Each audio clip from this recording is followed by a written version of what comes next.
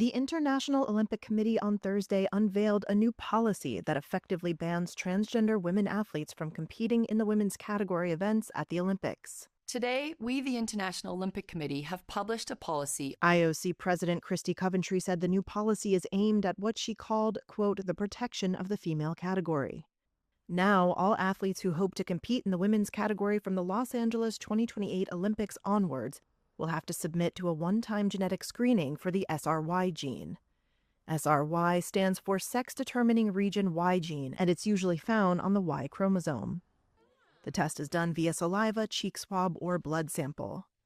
The move represents a significant reversal in sports policy at an organization that has for years grappled with evolving approaches to the so-called verification of womanhood. SRY gene testing was first introduced by the IOC in 1992 and abandoned less than 5 years later for inconsistencies, after major pressure from athletes, advocacy groups, and medical organizations. Advocates like Humans for Sport founder Dr. Payosni Mitra worry that the policy is more linked to political pressure. I think it's a safeguarding disaster. I would like to talk about the problematic part of it. It's not science-based, it's stigma-based. It's more, I think, under political pressure rather than really what is required in women's sport. Coventry denies this. There's not been any pressure from us to deliver anything from anybody outside of the Olympic movement. U.S. President Donald Trump, who signed the Keeping Men Out of Women's Sports order in February 2025, has said he would not allow transgender athletes to compete at the LA Games.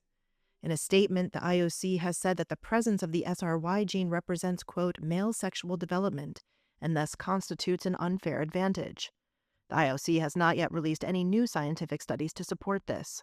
A study published in the British Journal of Sports Medicine in February, which analyzed more than 2,900 transgender women athletes who had undergone hormone therapy for 1 to 3 years, found no evidence of any sustained physical advantage.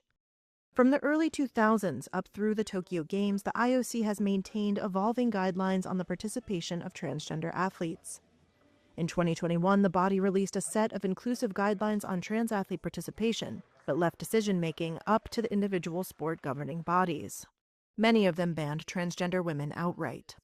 Only a handful of openly transgender athletes have taken part in the Games.